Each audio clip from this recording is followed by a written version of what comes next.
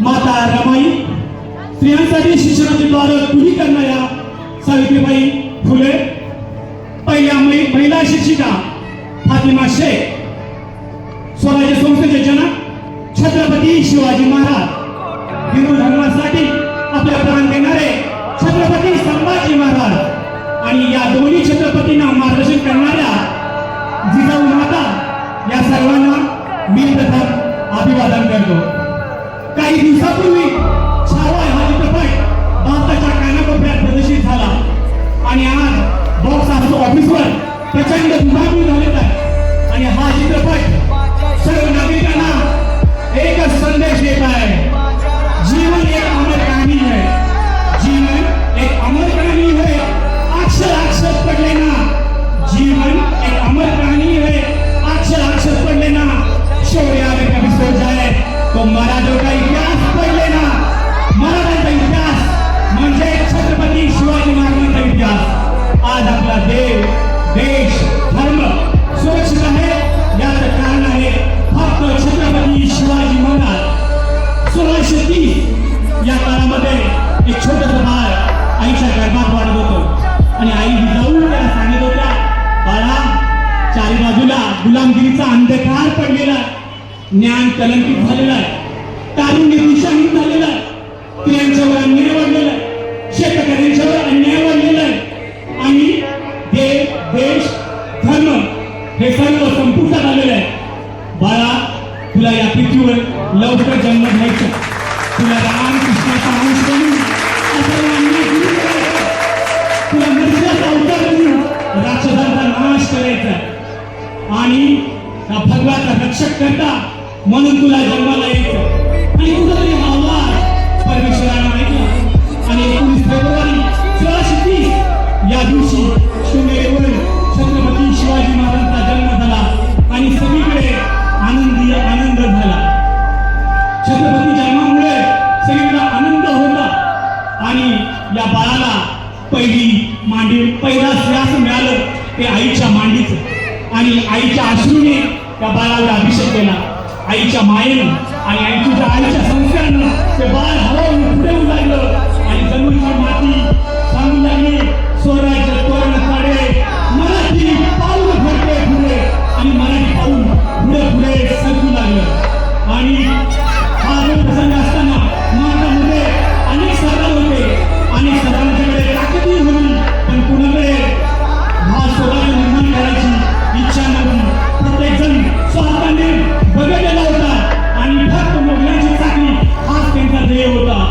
1930 या सालातील एक कहाणी आठवते, the vulture and the girl नावाची कहाणी. सुधारण देशमध्ये अत्यंत दुष्काळ पडला होता आणि दुष्काळ पडला असताना केविन कार्टन नावाचा एक फोटोग्राफर त्या सुधारण देशातून जात होता. त्या देशातून जात असताना त्याला एक चित्र दिसलं. एक लहान मुलगी 3 वर्षाची कुठे व्याकुळ झालेली होती आणि ती मरणाच्या शेवटच्या स्टेपमध्ये होते. त्यावेळी त्याच्या जवळच एक गिधाड उभा होते आणि हे गिधाड त्या मुलीच्या मरणाची वाट पाहत होते. आणि हे चित्र केविन कार्टननं आपल्या फोटोमध्ये घेतलं, पुढे त्याने ते प्रसिद्ध केलं आणि जगप्रसिद्ध पुत्तुता अवॉर्ड या फोटोला मिळाला. आणि या अवॉर्डची पार्टी करत असताना त्याला एका समोरच्या माणसाचा फोन आला आणि तो माणूस म्हणाला, तुम्ही खूप सुंदर फोटो काढला, पण तो मुलगी लहान असताना शेवटच्या क्षणामध्ये होती आणि भूमीने व्याकुळ होती. तेव्हा तिथे एक गिधाड नव्हतं, तिथे 2 गिधाड होते. एक गिधाड त्या बाळाच्या मरणाची वाट पाहत होतं आणि दुसरं गिधाड त्या बाळाला मदत न करता आपल्या स्वार्थासाठी फोटो काढत होतं. आणि हे वाक्य केविन कार्टनच्या मनातला कुठेतरी लागलं आणि तो डिप्रेशनमध्ये गेला होता. मराठा सरदारांना इच्छा नव्हती आणि स्वार्थानं ते बरबडलेले होते. तेव्हा या रंगल्या गांधल्या जनतेसाठी पुढे आला तो जिजाऊंचा शिवा. छत्रपती शिवाजी महाराज हे फक्त नाव नाहीये, ते चैतन्याचा मंत्र. शिवाजी हे नाव उलटे केलं तर नाव होतं जीवाशी, ज्यांना आपलं संपूर्ण आयुष्य या जनतेसाठी वाहिलं.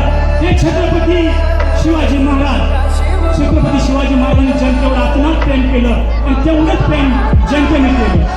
गरीब ब्लॉकर्स ॲप्समध्ये स्वप्नील नावाचे ब्लॉकर्स 1973 आणि 74ची कथा सांगतो. तो सांगत होता की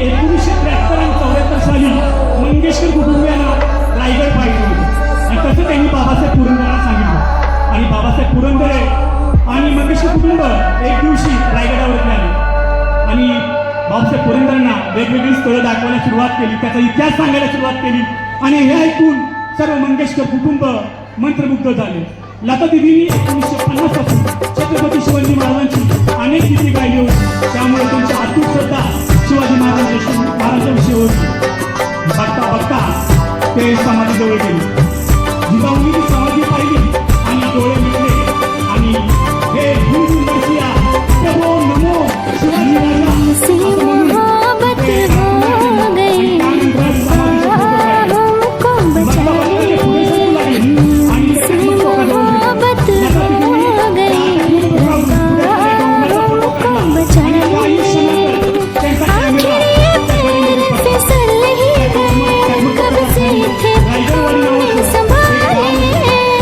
पाडा होता आणि बघता बघता ही खबर चारी बाजूला पसरली आणि कुठेतरी लता दिदींना या गोष्टीची खूप वाईट वाटलं होतं. रायगडवाडीमध्ये एक मोरू कातकरी नावाचा आदिवासी सम्राट होता. त्याला छत्रपती शिवाजी महाराजांची अत्यंत प्रेम होते, पण घरची परिस्थिती अत्यंत गरिबीची होती. फाटले तो कॅमेरा घेतला आणि तो रायगडवाडीत आला. अनेक लोकांनी सांगितलं की आम्ही तुला पैसे देतो, हा कॅमेरा आम्हाला दे. पण त्यांनी ठरवलं की नाही, हा कॅमेरा मला लता दिदींना द्यायचा. आणि त्यानंतर एका भले पाठीत उठला आणि चालत चालत मुंबईच्या दिशेने चालू लागला. आणि बघता बघता एक दिवस मुंबईत दिदींच्या बंगल्याबाहेर पोहोचला. तिथल्या अनेक नोकर जे होते त्यांनी आत जाऊन दिलं नाही, पण शेवटी विनंती करून तो आतमध्ये गेला आणि लता दिदींना तो कॅमेरा दिला. तो कॅमेरा पाहून लता दिदींना खूप आनंद झाला आणि पुन्हा लता दिदी पुटपुटल्या, हे हिंदू नरसिया प्रभो नमो शिवाजी राजा. आणि त्यानंतर त्यांनी त्या मोरू कातकरीला 3,500 रुपयाचं बक्षीस दिलं. त्यावेळी सोन्याचा रेट हा 275 रुपये तोळा होता.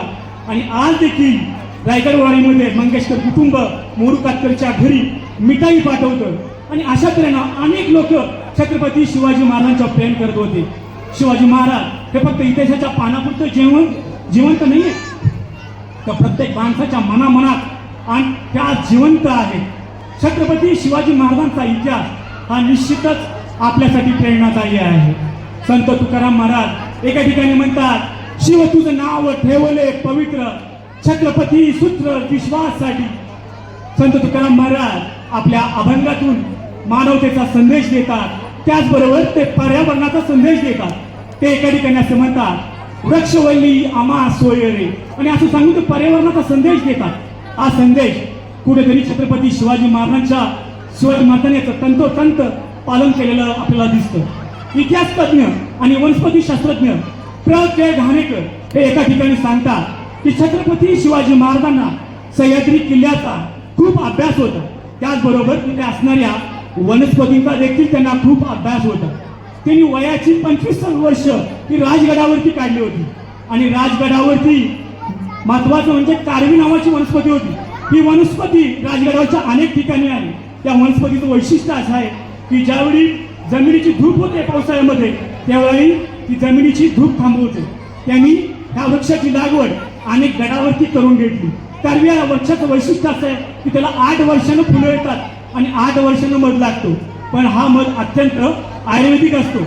त्याचबरोबर रायगडावरती सिंहासनाच्या पाठीमागच्या साईडला एक चेंबर आहे. या चेंबरमध्ये छत्रपती शिवाजी महाराज विविध वनस्पती जाळायचे. एक वनस्पती जाळल्यानंतर त्याचा धूर व्हायचा. ज्यावेळी पांढरा धूर व्हायचा तेव्हा आजूबाजूच्या गडांना कळायचं की हा शुभ संदेश आहे.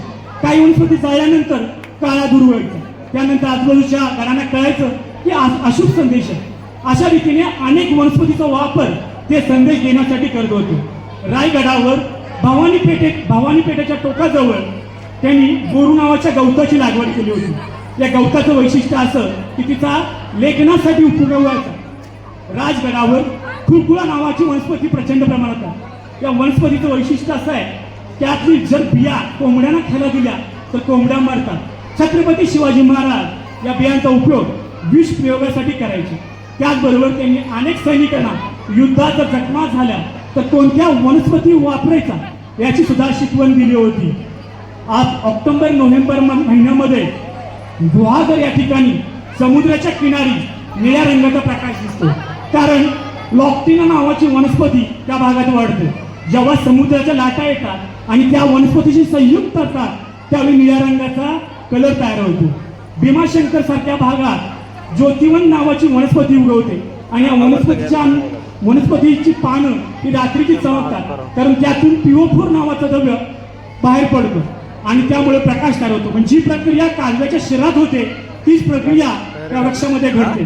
जेव्हा शिवाजी महाराज रात्रीच्या वेळी जंगलातून प्रवास करायचे त्यावेळी या वनस्पतीचा उपयोग व्हायचा. तर ते घाणेकर एका ठिकाणी असे सांगतात की आज देखील महाबळेश्वराचा परिसर अत्यंत सुंदर आहे आणि चारी बाजूने वृक्ष आहे. त्याचं मुख्य कारण आहे तिथला बॉबिंग्टन पॉईंट. बॉबिंग्टन पॉईंट हा महाबळेश्वरचा असा पॉईंट आहे की तिथे कोणीच जात नाही आणि या भागामध्ये अनेक गुहा आहेत आणि या गुहामध्ये वटवाघळे प्रचंड प्रमाणात. काही वटवाघळे ही कीटकहारी आहेत आणि काही वटवाघळे ही फलहारी आहेत आणि यामुळे हे जंगल एकदम स्वच्छ राहतं आणि बियांचा प्रसार होतो. त्यामुळे महाबळेश्वराचा परिसर स्वच्छ आणि जंगल अतिशय उत्कृष्ट रीतीनं आपल्याला दिसतात. एका ठिकाणी काही लोक असं सांगतात की छत्रपती शिवाजी महाराजांना वनस्पतीची भाषा कळत होती. छत्रपती प्रचंड गडावर असताना पालखीतून जात होते आणि पालखीतून जाताना त्यांचा शेला एका ठिकाणी अडकला होता आणि तो बोरूच्या झाडाला अडकला होता आणि राजांनी त्या वृक्षाकडे पाहिलं तर त्यांच्या लक्षात आलं की त्या वृक्षाला आपल्याला काहीतरी सांगायचं. त्यांनी सैनिकांना बोलवलं आणि त्यानंतर तो भाग खोदून घेतला आणि त्या ठिकाणी त्यांना प्रचंड प्रमाणात धन मिळालं.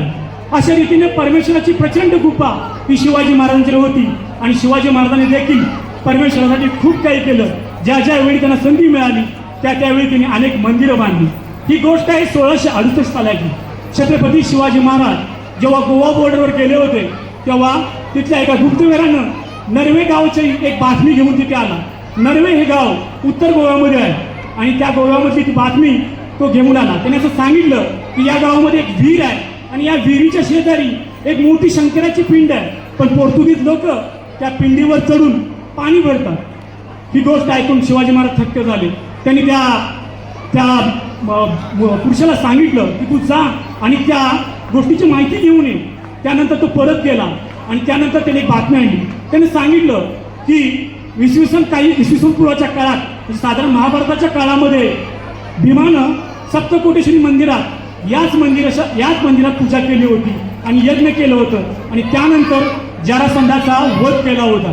साधारण इसवी सन 1200च्या काळात कदंब नावाचं घराणं हे गोमंतक म्हणजे गोव्याच्या प्रदेशात होतं आणि त्यांचं कुलदैवत जे होतं ते सप्तकोटेश्वर मंदिर होतं आणि ते रोज अशी पूजा करायची.